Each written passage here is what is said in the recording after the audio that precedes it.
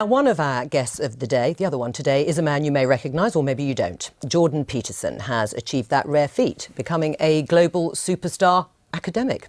So how did he become so well known? He first came to national prominence in Canada in 2016 in a debate about new laws on gender identity. Bill C-16 made it an offence to refuse to call someone by their chosen gender pronoun. Jordan Peterson argued that this would infringe free speech, while some supporters of the bill said he was advocating prejudice.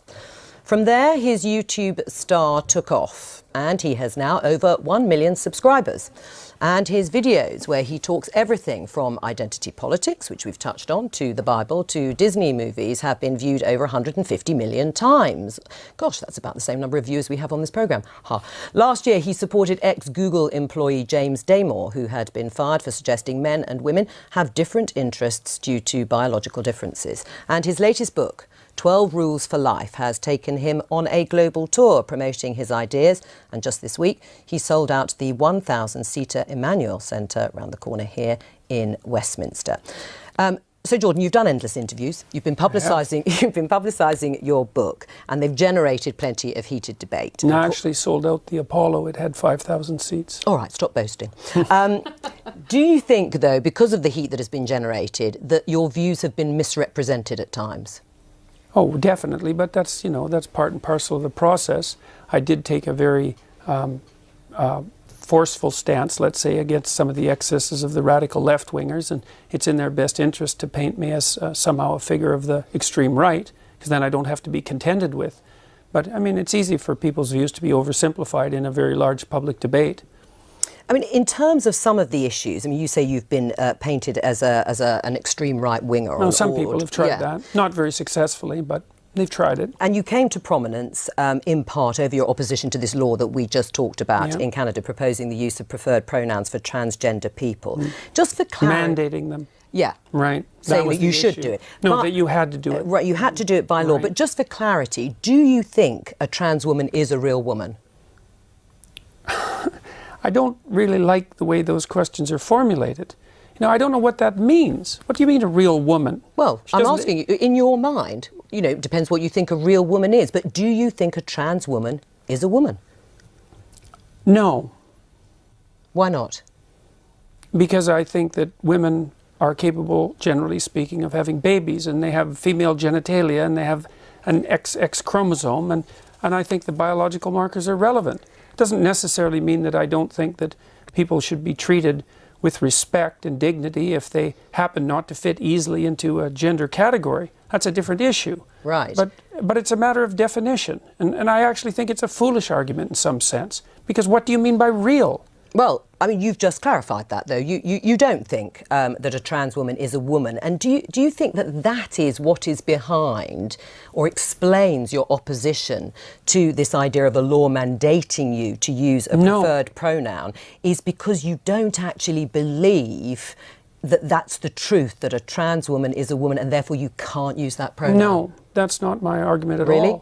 Yeah, really. My argument is that the government shouldn't compel voluntary speech. No, but I know what your argument is, and no, you've made it very clearly. But that's exactly it. There's no motivation behind it. But you don't believe I wouldn't a trans woman put everything on my online in my life to take the stance I did unless I had thought that through very deeply. And I've thought it through very deeply. There aren't hidden motivations that have to do with some arbitrary prejudice against trans people. Okay. It's pure and simply this.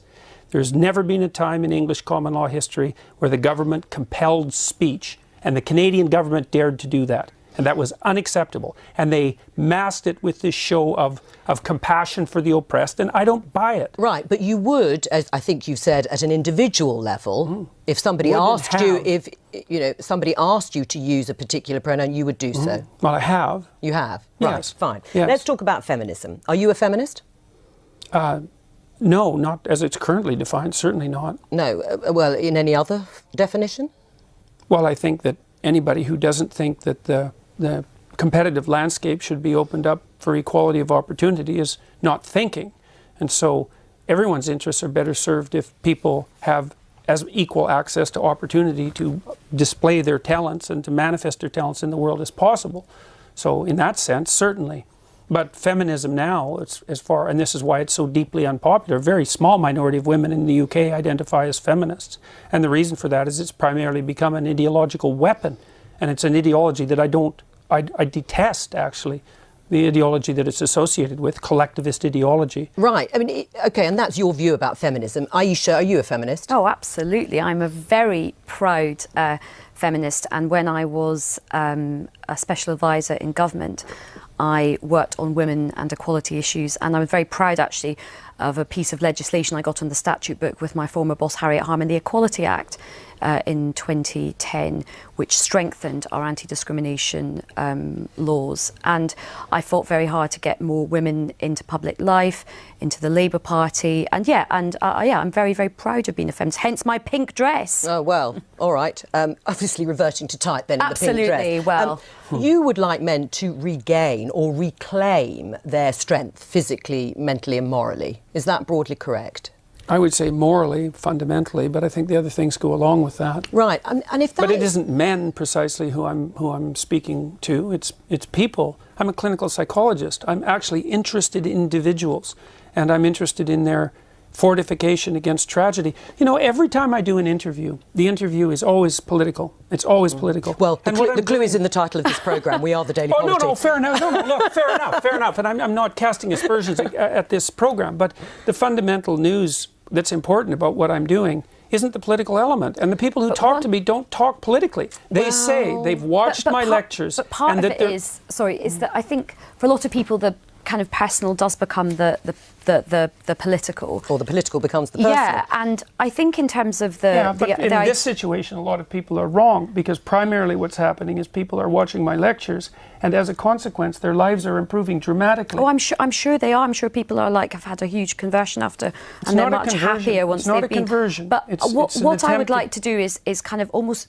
I think at the moment the discussion about feminism is very divisive, and sometimes it can sort of be like, OK, men have to lose and women have to gain. Actually, everybody has a lot to gain by greater equality. Now, whether you get the equality of outcome that you want, I think only time will tell. But certainly, equality of opportunity is very important. And actually, we can agree on that. And a lot of men would benefit from that. So I think a lot of men are having a lot of crises at the moment in terms of mental health, suicide issues, their own sense of identity, because I think some of the stereotypes put on men are quite limiting for them as well. I think they make men quite unhappy as well. The devil's in the details with regards to equality, because I'm an advocate of equality of opportunity. But I think the idea... Outcomes, that's an appalling doctrine. Why?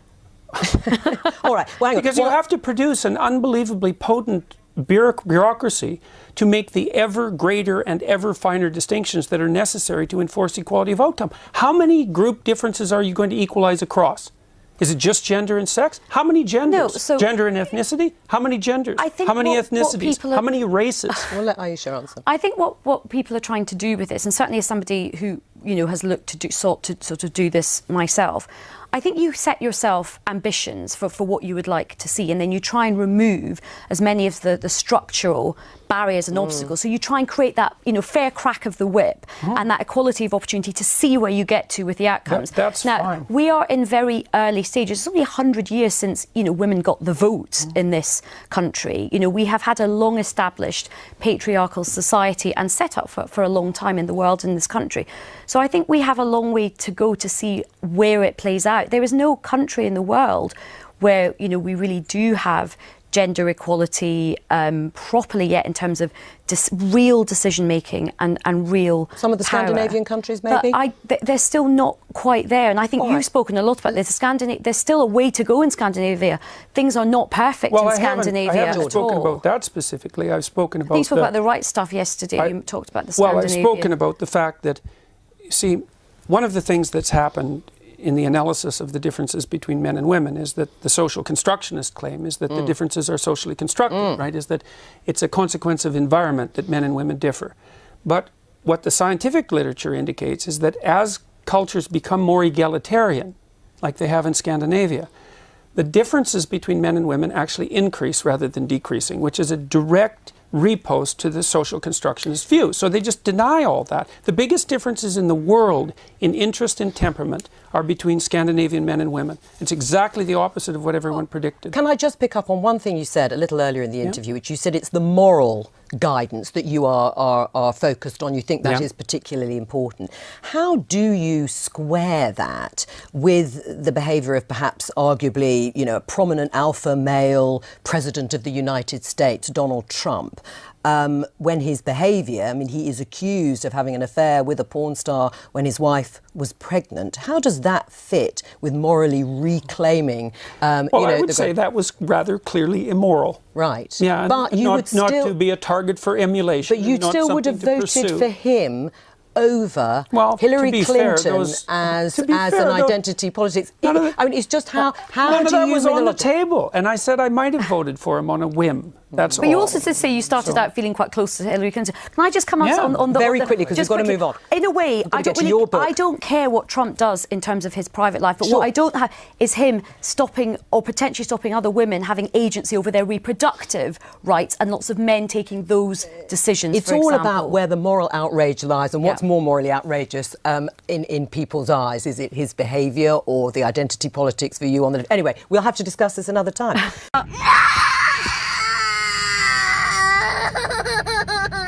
Jace, what do you think?